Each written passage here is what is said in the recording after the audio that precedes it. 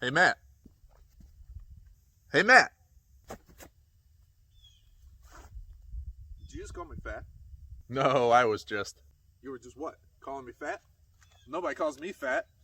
You messed the wrong guy. Whoa, whoa, whoa, hold it. I was just saying your name, Matt, because I was trying to get your attention. Oh, my bad.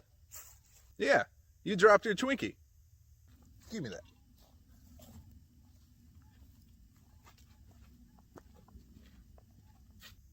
Fat ass. What? I was saying nice ass. Thanks. I've been trying.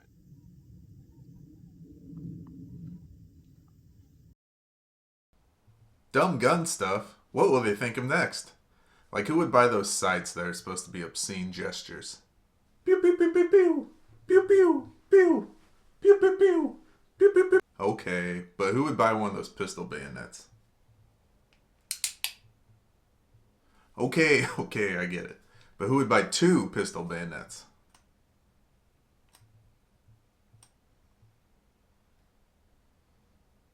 Oh, wait.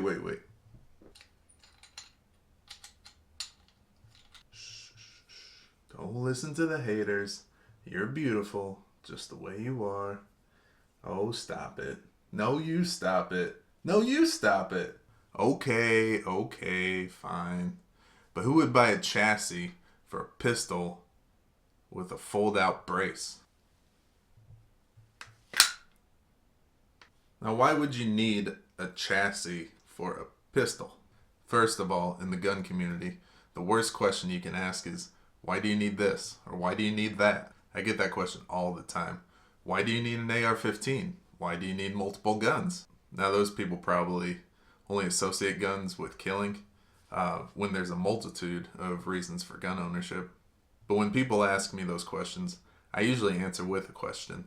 I ask them, what's your favorite food? They'll say steak, maybe pizza. And I'll ask them, well, you don't need pizza. You don't need a steak. All you need is a bag of rice and some spinach, so F off. But why do I need a chassis for a pistol? Because I want it, duh. But also for home defense. I actually think that this setup right here is the best for my home defense, and I'll explain why. First of all, this isn't the only gun I have for home defense. Like a good homeowner, I've got guns stashed all over the house.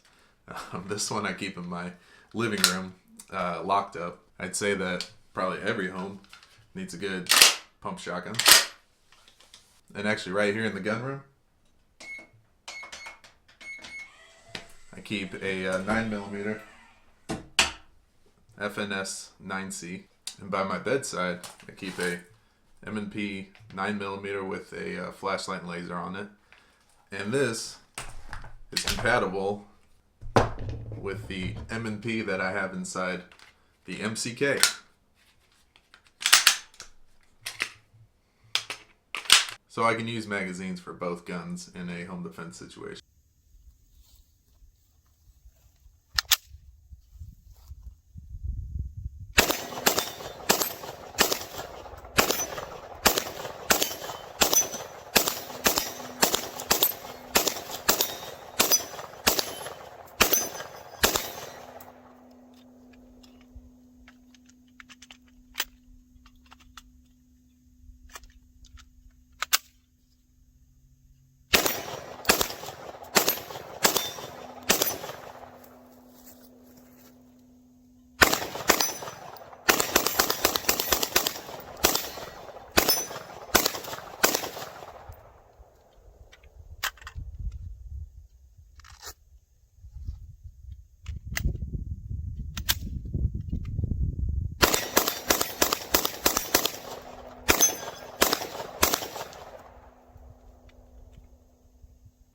So having guns around the house works for me because I do live alone.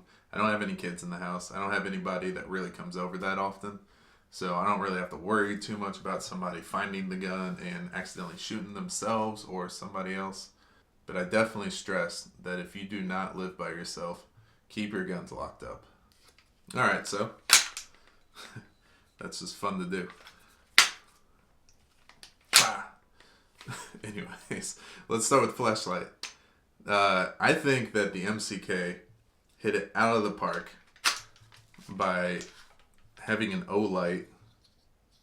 I think it's the baton. Here, let's take a look.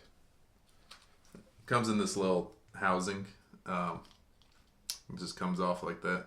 But yeah, it's the S1 baton, and it's a great EDC flashlight. I'm a huge O-Light fanboy. This right here has the O-Light Baldur, if I'm saying that right. BALDR. Let's check this out again. This right here has the O-Light PL Mini Valkyrie. And my main EDC flashlight is also an O-Light. I forgot what it's called, but it's really cheap and it's very durable. And I'm very happy that the MCK decided to put this in their chassis. So it goes back in this housing just like that. And then depending on what side you want the button on, because you can have it on either side, but I like to have it on the left side. You put it in that orientation, and it just clicks right in like that. And so it's very easy to actuate. You can do it actually with either your thumb or your index finger.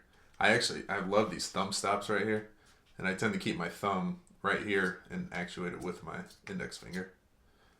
If you click once, it has a really nice low lumen. I forgot what the lumens are exactly, but it's really good for indoors. And then you double click and slightly higher lumens. Again, I don't know how many lumens that is, but it's perfect for sweeping a room inside a house and not blinding yourself with like a 1,000 lumen light. I mean, I think this is around 200 lumens, something like that. You don't want something that's so bright that's going to hit the white paint on your walls and come right back at you and blind you just as much as you're trying to blind the other guy. But yeah, very happy that CAA decided to put the O-Light inside their MCK. CAA MCK. But I just think that O-Light makes perfect products, and they don't use the word perfect in their slogan like some gun companies.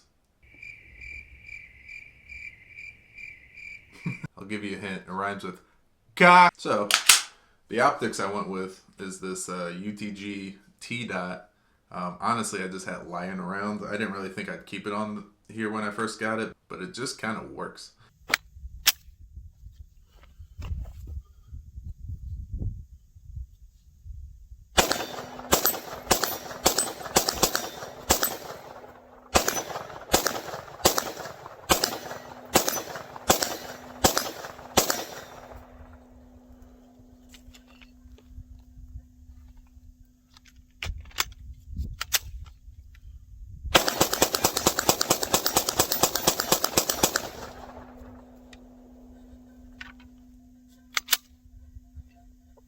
Even though it's a cheap red dot, it's perfect for the application. The T-Dot, I think at least, provides a really good reticle for home defense. And I'll try and see if I can show you guys.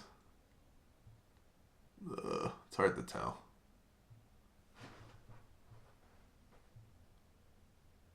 There it is.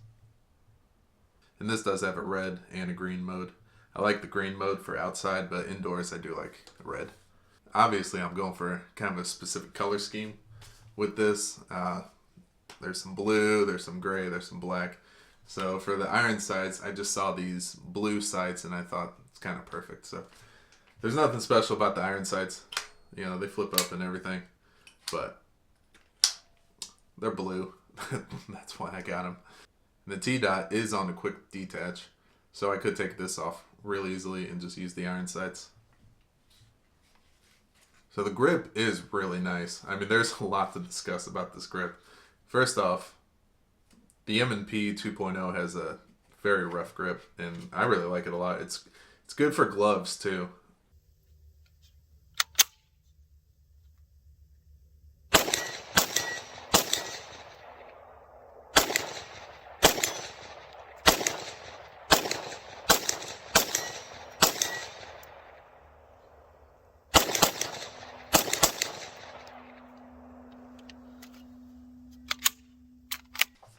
But as far as the MCK goes, it has this really weird looking front to it, but it's absolutely perfect for getting your fingers right in there. And then you put your thumb right on these thumb stops, which are great for ambidextrous shooting. Like this. Go to your left eye, right eye, left eye. But all in all, this feels really good and natural in the hand. And for the most part, the chassis system is pretty much ambidextrous. Like I said, you can swap the flashlight to the other side. You have the thumb stops. You also have this charging handle on both sides. So speaking of this front grip here, there is a magazine sticking out of it. That's one of the genius ideas behind this chassis system. So you have a spare magazine right up here in the front.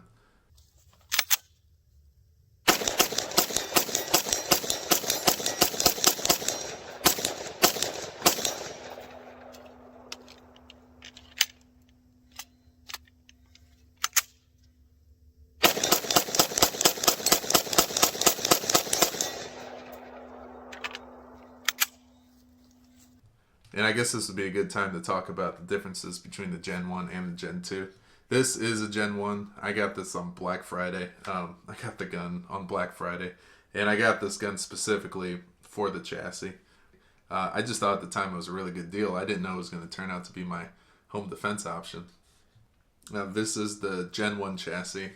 However, I did put on the Gen 2 folding brace because I like it a lot more. I've got the original folding brace right here, and you can see it's a little shorter, and it's just not as ergonomic. This one doesn't have a lot of flex to it, which is really nice.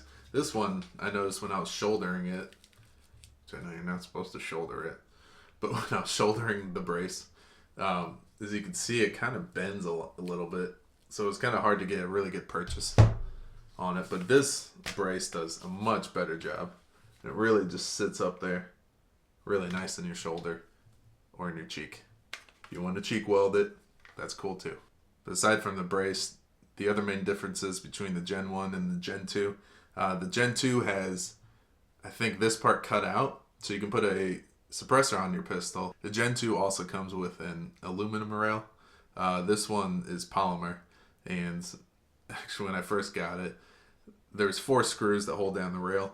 I think the screws were loose and this rail was just moving around. I didn't even notice it until I went out and shot it for the first time, but I took it back home and took these screws out, put Loctite on them, and I haven't had a problem with it coming loose ever since, and I've had hundreds, if not thousands of rounds through this. That's a lie. I don't know why I just lied to you. I'm sorry about that. Hundreds of rounds, not thousands. And then one of the most significant changes between the Gen 1 and the Gen 2 is the magazine holder. This one just holds the magazine in with friction. And it seems kind of hard just to pull it in and out and stuff, but it's not really too bad. But what happened, as you can see on both sides, is these little tabs that hold in the magazine, they broke. And I'm not exactly sure how they broke. This was in the case. I think it dropped and it hit the magazine like that. And both of these tabs, I opened up the case and both of these little tabs just came tumbling out. So I was like, shoot. One of the main reasons I got this is because I thought that it was really cool. You could put a magazine like this. So I kind of thought about it, and I realized that if I just put some tape right here and thicken this part up a little bit, that the magazine would stay in there under friction and even under recoil. And so far I haven't had a magazine drop out on me after hundreds of rounds.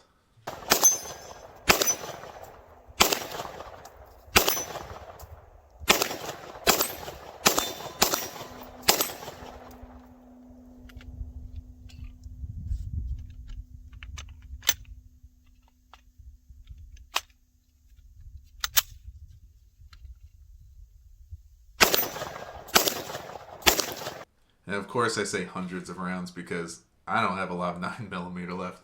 This is February of 2020, and 9mm is very difficult to get. Actually, in the video, you'll see I was underloading all of my magazines. I only had about 10 to 12 rounds in each of them.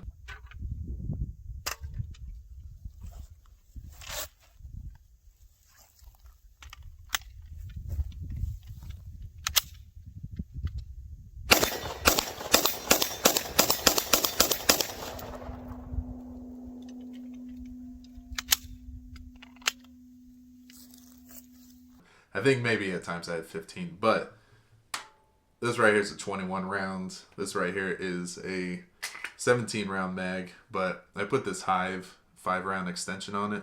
So you're up to 23 rounds, 21. So you got 44 rounds right here, which makes for a really good amount of ammo to defend your home with. However, if that's not enough for you, I like to put the 23 round mag right here. And you take 32 round mag and you put it right here. So let's do the math. 23 plus 32, you have 55 rounds of 9mm at your disposal to defend your home, to defend your family, to defend your castle, to defend whatever. But 55 rounds does add quite a lot of weight, so I do like to keep the 23 round mag downloaded to about 20 rounds in the gun, and then I keep the 21 round mag downloaded to about 18 rounds in the front, and 20 plus 18, 38. I think that 38 rounds is more than adequate to defend my home. And speaking of weight, let's go and weigh this. Got my luggage scale right here. Go and stick it in the sling swivel. And we are sitting at about 4.72 pounds.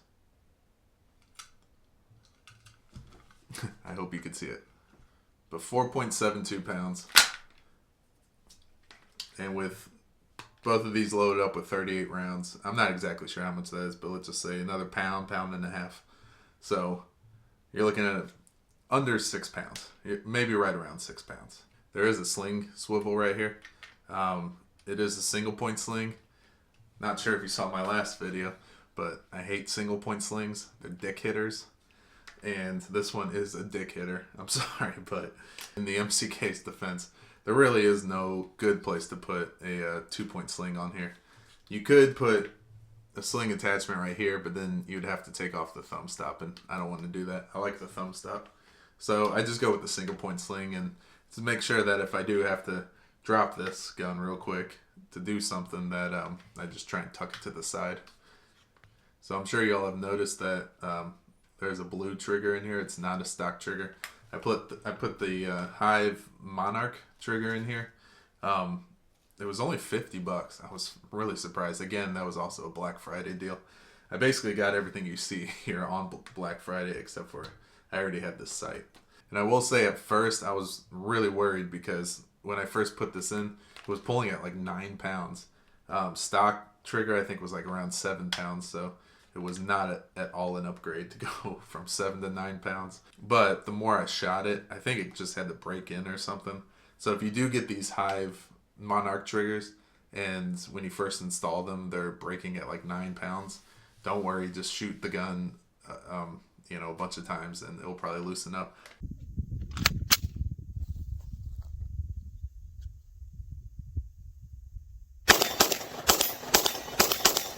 Now it's pulling at about 7 pounds. So it's pulling at what the stock trigger was, but it has a very clean break and it goes with the color scheme, which is kind of the main reason why I got it. And also at like $50, I think normally they're about $75. $75 for a trigger is not that bad.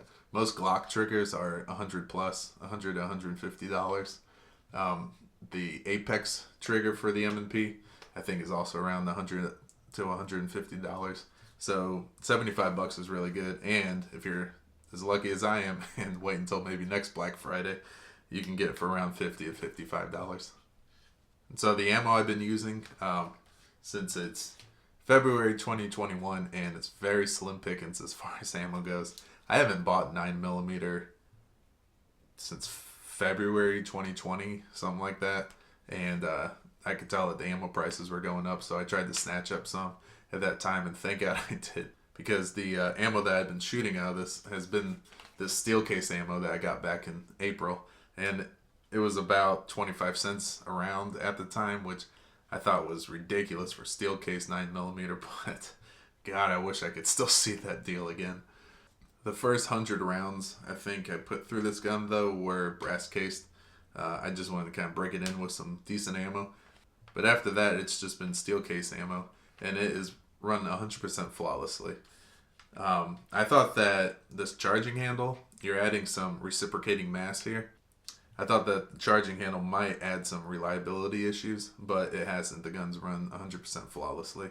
The way that you take the gun in and out, there's a button.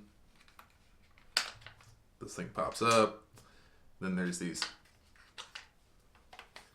tabs right here. You pull the tabs, take the gun out, and this charging handle piece is what I'm talking about.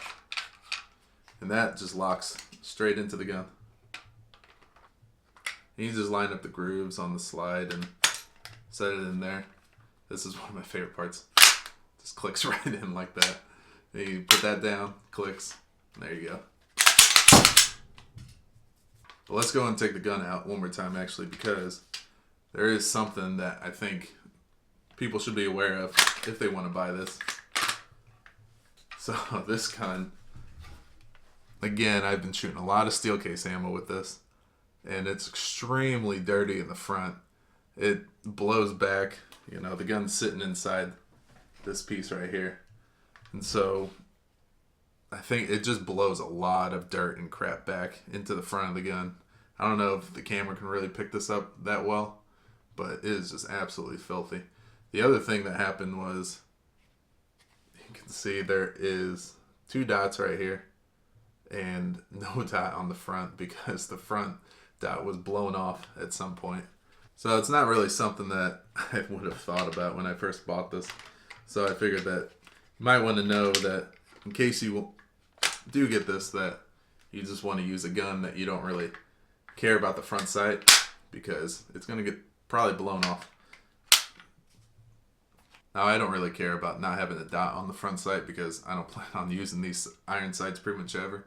I did get this gun specifically for the chassis.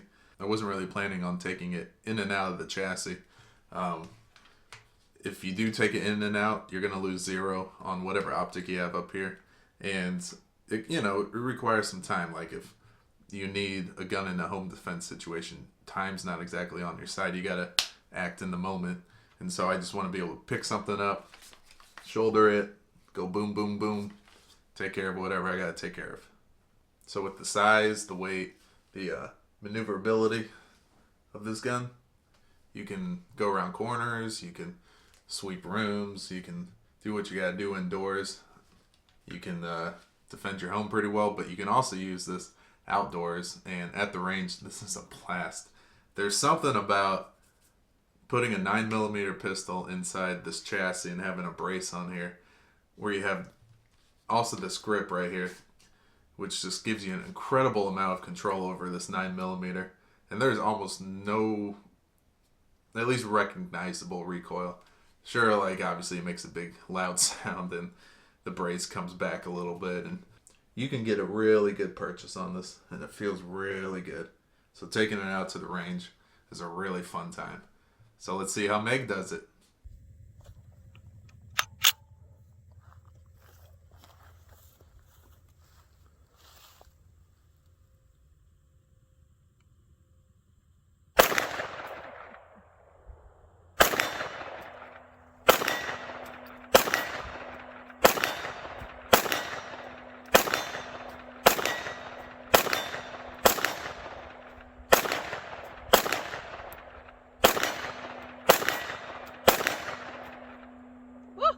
That's how you do it. That's definitely how you do it. So last thing to talk about is the bag. The bag adds kind of a whole aspect of concealability to the MCK. Basically, the idea is you have this slung over your back, and if a threat occurs, you pull it around real quick, and you rip down on this pull tab. So the idea behind the bag is you wear this slung over your shoulder, and if a threat occurs, you pull it around, you take this pull tab, and you open it like that. And the MCK just hangs in there. So you just pull it up, and you go to town.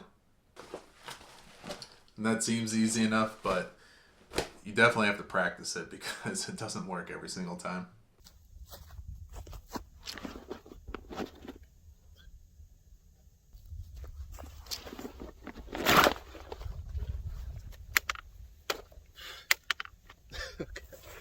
But when it does work, it works really well. And it really came in handy the time I took on Godzilla.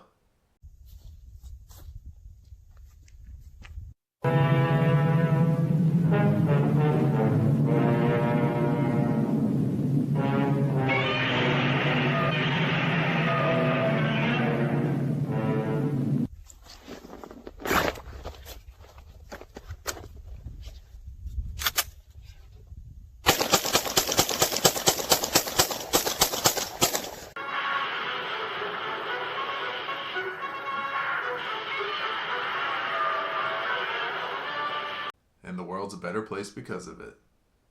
The only downside I'd say to this bag, it is a really well thought out design, and it does what it's supposed to, but this right here is the only pocket, whoops, I just closed it, is the only pocket in this whole entire bag. And I wish that there was maybe another pocket on the outside here or something like that, so you could just put maybe more than just like 1 or 2 mags in here. And then maybe also like a first aid kit. I don't know, you can make this almost like a bug out bag. At least just with a couple more pockets. Last thing to mention about the bag is that you can put a plate back here. This unzips right here, and then you just stick the plate underneath, and I think it straps in. I just haven't gotten any body armor yet. But if you do decide to put body armor in this, it actually acts as a plate carrier. So when you bring this around, then you pull the tab. This hangs like this, and so you have your plate right here. So pretty much all of those reasons are why I use the MCK as a home defense option. It's light, maneuverable, plenty of firepower, has a full length for various optics. It's basically got everything that you need to fight off any intruder or prehistoric dinosaur. Come on, evil Velociraptor.